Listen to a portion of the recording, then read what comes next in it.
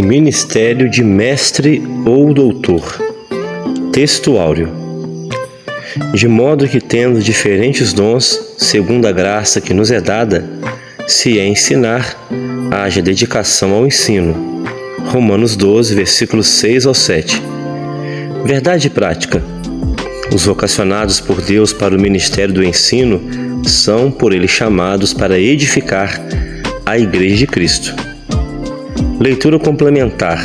Atos 13, versículo 1. Doutores na Igreja. 1 Coríntios 12, versículo 29. Nem todos são doutores. 1 Timóteo 1, versículos 6 e 7. Doutores sem entendimento. 2 Timóteo 4, 3. Falsos doutores. Tiago 3, 1. A responsabilidade do mestre. E Mateus 4, versículo 23 a 25. Jesus, o mestre por excelência. Leitura bíblica. Mateus 7, versículo 28 e 29, Atos 3, versículo 1, Romanos 12, 6 e 7 e Tiago 3, 1. E aconteceu que, concluindo Jesus este discurso, a multidão se admirou da sua doutrina, porquanto os ensinava com autoridade e não como os escribas. Na igreja que estava em Antioquia havia alguns profetas e doutores, a saber, Barnabé e Simão, chamado Níger, e Lúcio Cirineu, e Manaém, que fora criado com Herodes, o tetrarca, e Saulo. De modo que, tendo diferentes dons, segundo a graça que nos é dada, se é profecia, seja ela segundo a medida da fé.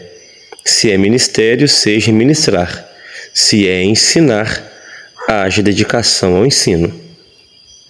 Meus irmãos, muitos de vós não sejam mestres, sabendo que receberão mais duro juízo.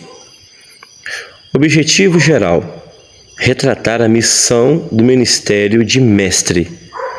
Objetivo específico: apresentar que Jesus, o mestre da Galileia, é o mestre por excelência. Identificar a ordem de Jesus aos seus discípulos para ensinar a igreja do primeiro século e apontar a importância do dom ministerial de ensinador na igreja local.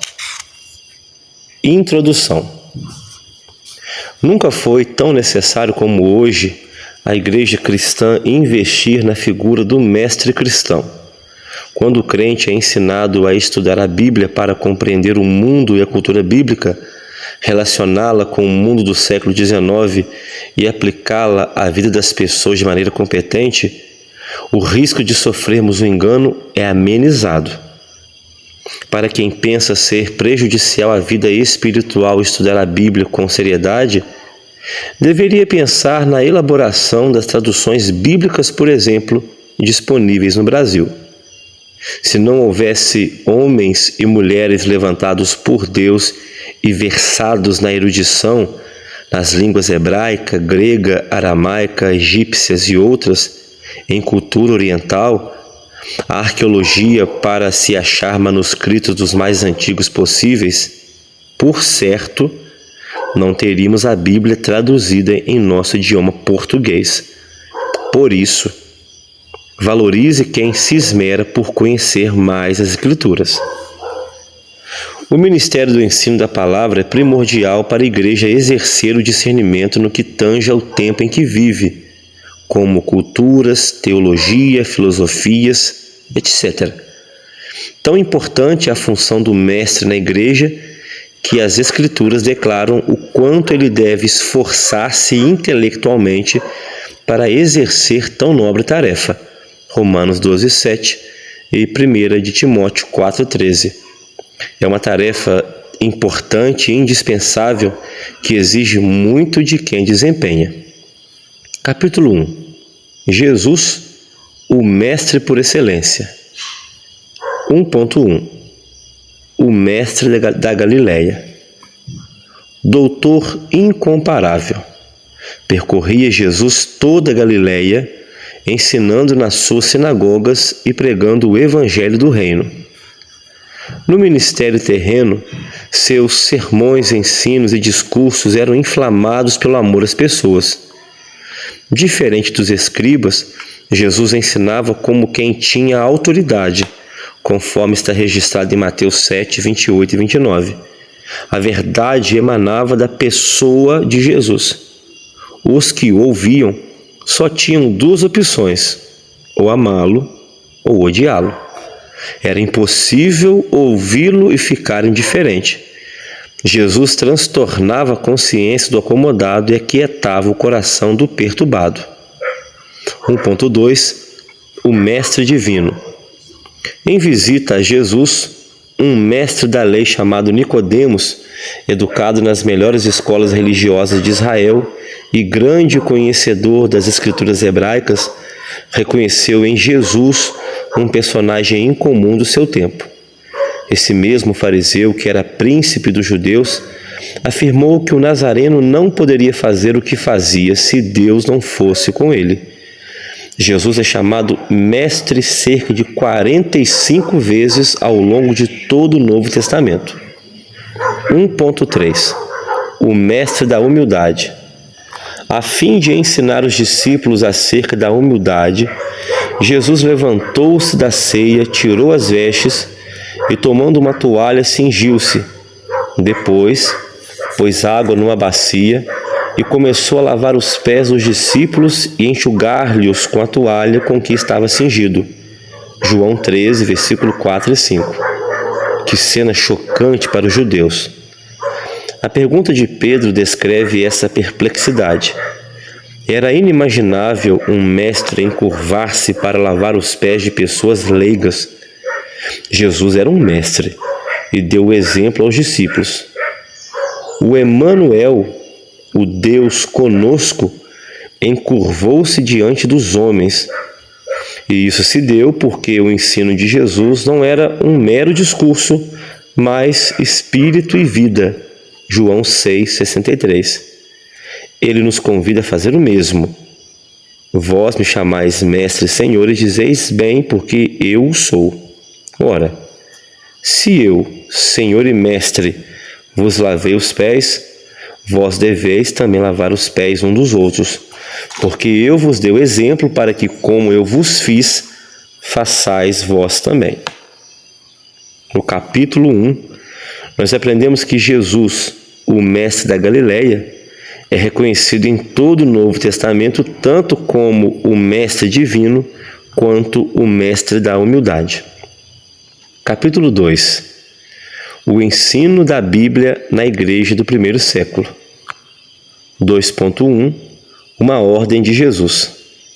Antes de ascender aos céus, de modo solene Jesus determinou seus discípulos que ensinassem a todas as nações a guardar todas as coisas que ele tinha ordenado, conforme lemos em Mateus 28, versículos 19 e 20. O livro de Atos registra a obediência dos primeiros apóstolos no cuidado de cumprir a determinação de Jesus. Após a descida do Espírito Santo em Atos 2, o discurso de Pedro foi um verdadeiro ensino proferido no poder do Espírito Santo. Tendo em vista a plena edificação da igreja na palavra, Cristo, através do Espírito Santo, dotou alguns de seus servos com um dom ministerial de mestre ou doutor, Efésios 4:11. Esse dom é uma capacitação sobrenatural do Espírito. Isso não significa, porém, que devemos descuidar de nossa formação intelectual, pois o preparo para o ensino passa pela capacidade de aprender para posteriormente ensinar. 2.2 A doutrina dos apóstolos. O texto de Atos 2:42 informa-nos que os primeiros convertidos perseveravam na doutrina dos apóstolos e na comunhão, e no partir do pão e nas orações. Além disso, acrescenta que em cada alma havia temor e muitas maravilhas e sinais se faziam pelos apóstolos. Versículo 43.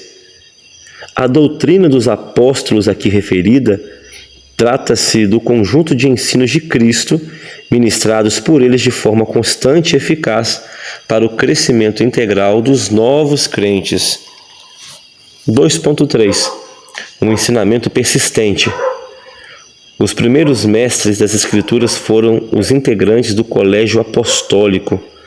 A igreja cristã começou nas casas, onde o ensino era ministrado a pequenos grupos nos lares. Falando aos anciãos de Éfeso, o apóstolo Paulo mostrou-se como um verdadeiro mestre que ensinava publicamente pelas casas, testificando tanto aos judeus como aos gregos a conversão a Deus e a fé em nosso Senhor Jesus Cristo. Atos 20, versículo 20 e 21. Deus havia preparado homens para ensinar e levantado doutores na igreja em Antioquia. Atos 13, 1. O Pai Celestial igualmente deseja levantar mestres na igreja. Vivemos dias em que este ministério nunca foi tão necessário. No capítulo 2, nós aprendemos que o ensino na igreja do primeiro século foi ordenado por Jesus para os apóstolos ensinarem persistentemente. Subsídio teológico é ordem de Jesus Cristo. Mateus 28, 19 ao 20 enfoca a lente zoom do Espírito Santo na grande comissão, que são as últimas palavras de Jesus ditas aos discípulos antes da ascensão dele. 5 referências da grande comissão no Novo Testamento indicam que não é algo aleatório, mas essencial para a estratégia de nosso Senhor. O mandamento "fazei discípulos" inclui intrinsecamente o ensino, mas temos de notar que o ensino requerido aqui é o de determinada espécie, isto é, de guardar, de obedecer todas as coisas que Cristo ordenou. Em outras palavras, seus ensinamentos foram designados para produzir informação e transformação. Esse tipo de instrução é muito exigente e inacreditavelmente difícil de se realizar. E essa foi uma prática da igreja primitiva. Não há a menor sombra de dúvida de que o Novo Testamento ordena a igreja a ensinar. Mas a igreja primitiva obedeceu mesmo a este mandamento? Vejamos. Primeiro, a ilustração. Em Atos 2, versículo 41 e 47, temos um retrato da igreja primitiva, o qual nos informa que eles perseveravam na doutrina, no ensino, docere dos apóstolos. Este era o padrão contínuo, não era uma exceção. Segundo, a implementação. Efésios 4 confirma o compromisso de ensinar. Cristo, após subir aos céus, deu dons aos homens, a fim de que servissem a igreja conforme está escrito: uns reticência para pastores e doutores, que são mestres e professores. Efésios 4:11. E o propósito? Querendo o aperfeiçoamento dos santos para a obra do ministério, para a edificação do corpo de Cristo. Efésios 4:12. Mas outra prova de que os talentosos são chamados para o ministério da multiplicação e não da adição. Para o judeu não havia uma posição mais alta na escada da sociedade do que a de um rabino. Por conseguinte, quando a igreja do primeiro século foi ensinada sobre a doutrina dos dons espirituais, confrontou-se com um problema. As pessoas clamavam pelo dom de ensino com todos os privilégios a ele pertencentes. Como resultado, Tiago teve que emitir essa advertência: meus irmãos, muitos de vós não sejam mestres, professores, sabendo que receberemos mais duro juízo. Tiago 3:1. Considerando que o professor é compelido a falar e que a língua é o último membro a ser dominado, Tiago 3:2, deve-se ter muito cuidado ao aspirar tal responsabilidade, sendo ponderado e sensato. São palavras de Kenneth Gangel, na sua obra Manual de Ensino para o Educador Cristão, páginas 6 e 7. Capítulo 3. A importância do dom ministerial de mestre. 3.1. Uma necessidade urgente da igreja.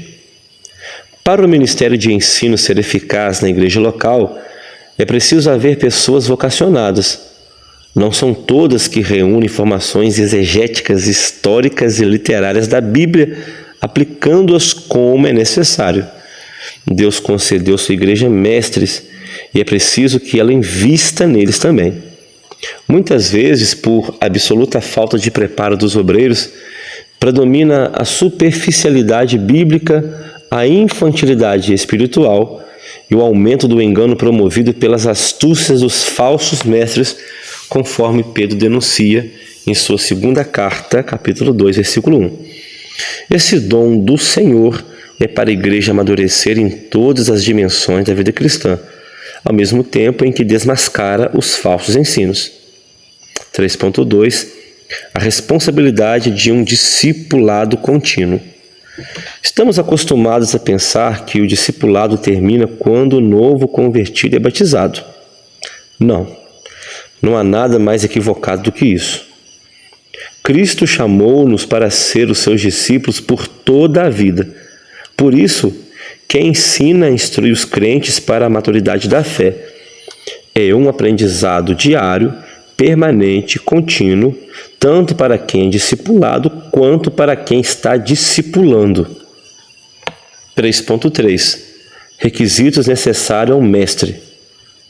Apresentaremos aqui alguns requisitos importantes para a igreja reconhecer pessoas com um dom ministerial de mestre nos dias atuais.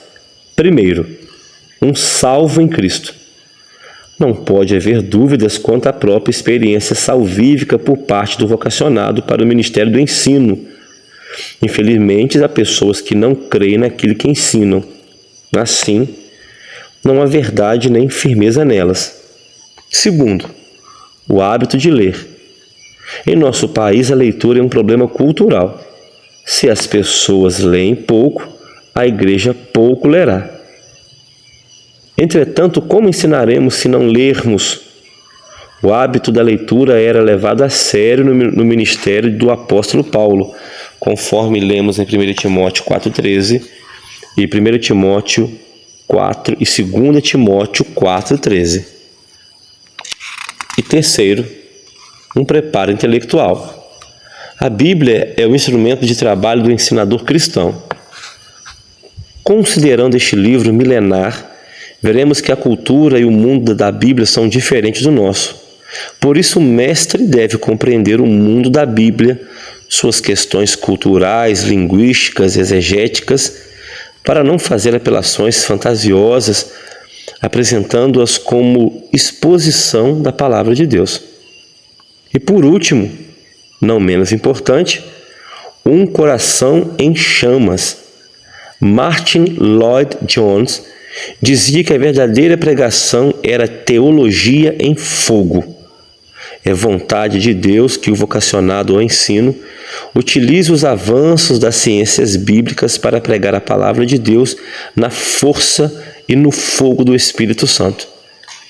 Precisamos alcançar as mentes e os corações dos nossos dias, e isto apenas será possível quando tivermos obreiros com uma mente bem preparada e conectada a um coração em chamas e apaixonado por Jesus.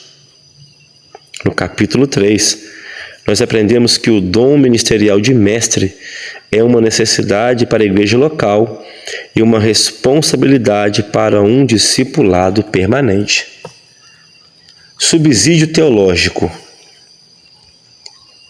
Nas Escrituras, a palavra mestre está geralmente designando uma pessoa que é superior a outras em poder, autoridade, conhecimento ou em algum outro aspecto. Várias palavras são traduzidas como mestre nas várias versões da Bíblia Sagrada. A palavra hebraica mais frequente é Adon, que significa soberano ou senhor. O significado literal de várias palavras gregas varia de instrutor ou didáscalos, como em Mateus 10:24, até déspota ou déspostes, como vemos em 1 Pedro 2:18.